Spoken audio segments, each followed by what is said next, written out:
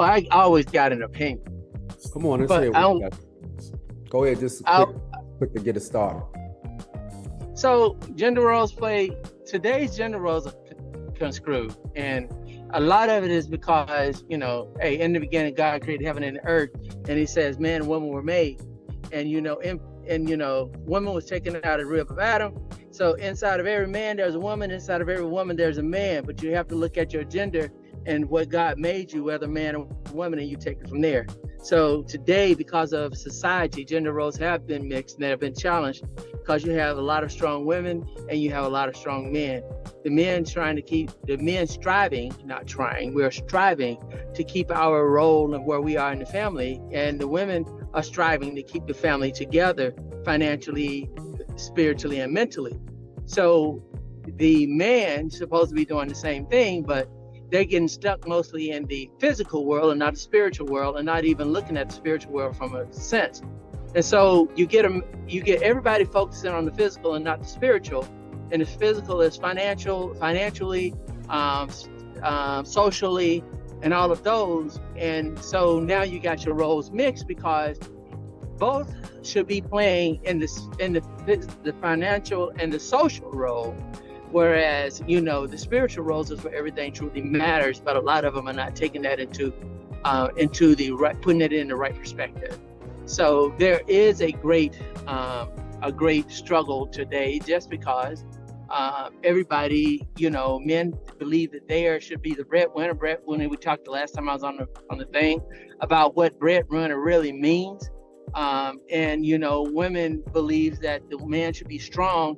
They're looking for physically strong or socially strong, but nobody's really looking at where it truly is, because in order to be both of those, physically, mentally, or socially, got to be spiritually. And I'm going to leave it there and stop. That's why I'm stopping for now. It's loaded. Thank you, Thomas. And anybody can share what one of their experiences where strength or their independence, I'm mainly talking to the ladies, intimidated or attracted or intimidated their potential partners, or even when they were just dating someone. Just having that independent. I think of a time. I'll go, since no one's jumping out there. I think the juxtaposition is, if you are a modern day dater with traditional values, you're running into certain issues.